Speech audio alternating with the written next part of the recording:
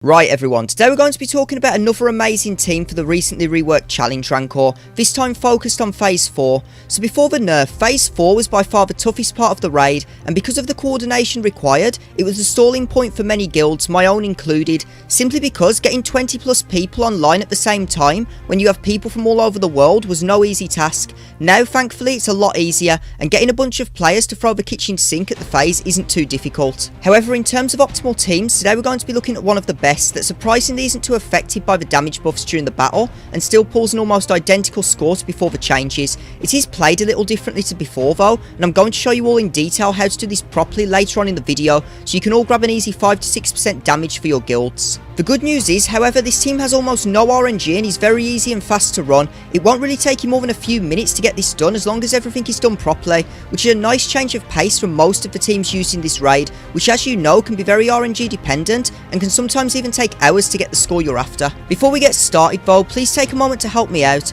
and like the video, subscribe to the channel, ring that notification bell, join my Discord server and help me to help others by sharing the video with your friends and guilds. Now without any further delay, let's get started. So as always everyone, we're first going to go through the mods and zetas this team is going to need to work. Now unfortunately this is one of those teams where a lot of speed is required to get the best score. It will work with slower mods, but your score will be affected to a degree, so be sure to keep this in mind. But before we get into mods, let's first talk about the zetas. You're going to need Gas's basic as it will make his second attack on his basic crit if armor shred is present on the boss, which it will be for almost the entire battle, so this will help get some extra damage easily. The rest of his zetas are not needed for this fight and won't provide any benefit at all. GL Ray is going to need her Lifeblood, Whirlwind, Manifest Inspiration and Galactic Legend zetas. Her Lifeblood zeta is going to allow you to give the Lifeblood buff to Gas, which will reduce the damage he receives and increase his own damage both by 30%, which is super important for keeping him taunting throughout the battle. Her Whirlwind zeta is pretty self-explanatory. We're only going to use it once, but the extra damage is very nice.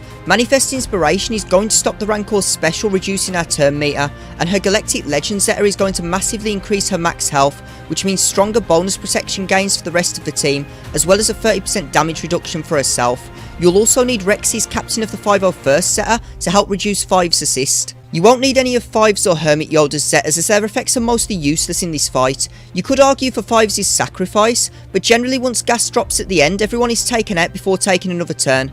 As for Hermit Yoda's Strength flows through the Force, you cannot heal protection in the fight, and the Foresight just for one hit for Gas won't really change the fight in any way. Now that's out of the way, let's start talking about the mods. We're going to be starting with the team's leader Gas, who we have modded with a crit damage and crit chance set with a total of 294 speed. We're going to want him dealing as much damage as possible, so make sure to give him an offense primary cross and a crit damage primary triangle. Some people will probably suggest modding him with defensive stats, but given he's going to be a large proportion of our damage and he's able to do his job just fine as he is, you're much better modding for damage. Also be sure to look out for secondary speed and offense where possible. Up next is our GL Ray, who we have modded with 3 health sets for a total of 506 speed.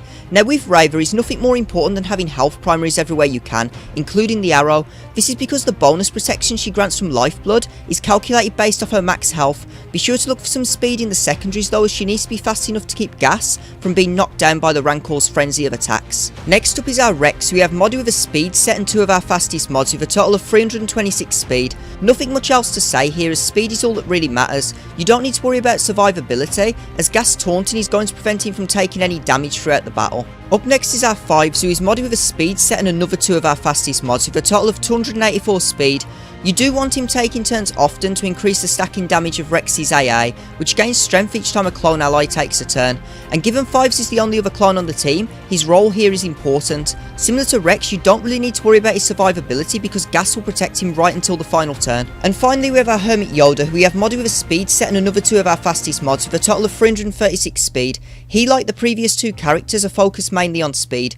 Do your best to grab some health primaries though, as he usually is the first character to die, so getting his survivability up would help significantly here. So moving on to the actual battle, you're first going to want to place Lifeblood onto Gas. The Rancor's then going to take a turn, followed by Rex, who's going to clear all of the debuffs. You're next going to want to place Master's Training onto Gas, and then follow up with Gas's first special. With 5's, you're going to want to call Gas to assist as much as possible, as this is going to be a massive percentage of our damage, which is part of the reason we have him modded so offensively. Even though we're going to get that big hit from Rex at the end, it's still nothing in comparison to Gas's damage, and as you can see, Gas is going to have no problem at all taking all of the Rancor's damage throughout the battle, as long as Lifeblood is constantly reapplied to him. It might be a little intimidating seeing Ray's health getting less and less, but this is nothing to worry about as the bonus protection she has will protect from any real danger until the final part of the run, as the Rancor has no way of bypassing her protection unlike the H-Sith Nihilus for instance. Be sure to only use Hermit Yoda's mass heal when Rey's getting close to low health. This is because Lifeblood takes 25% of her health each time it's used,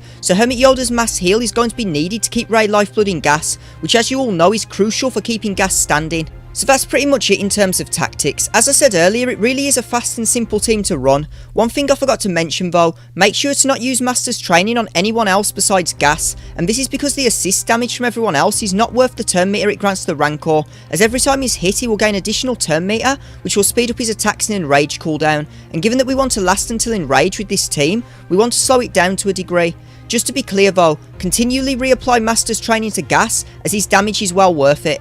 The great thing about this team is the effect a taunting Gas applies to his clone allies. While Gas is up, Fives and Rex cannot lose any health, and in turn this means there's very little to worry about in terms of losing team members early on. Gas is super buffed by Lifeblood, bonus protection and Master's Training, Rey has a ton of health, and Hermit Yoda, while being the weakest link, is fairly well protected by bonus protection throughout the battle too. Now we did decide to use a Whirlwind for some extra damage towards the end of the run, and this is part of the reason why we lost Hermit Yoda. I could have used Lifeblood, but I knew I would have to ultimate the next turn, as the Rancor's speed and damage were starting to get to dangerous levels at this point, and I wanted to squeeze out as much damage as possible before the run ended, which in this case luckily paid off. Be sure to try and not use Whirlwind when the Rancor has low turn meter, because it does increase it significantly. So as you can see, we've just gone into our ultimate stance now, which means it's time to use AA on Rex's next turn. That's going to give us a nice hit of around 400k, which helps us significantly in ending our run with a little under 6% damage. I did ultimate a little early because of how close Rey was to being taken out, and I didn't want to risk it. Luckily though, it paid off, and we ended the run with around 5.8% damage, which is a very strong score for this team. So there we have it everyone, I hope you all enjoyed the video and learned how to use your GL Rey to grab a nice 5 to 6% damage on phase 4 of the challenge Rancor.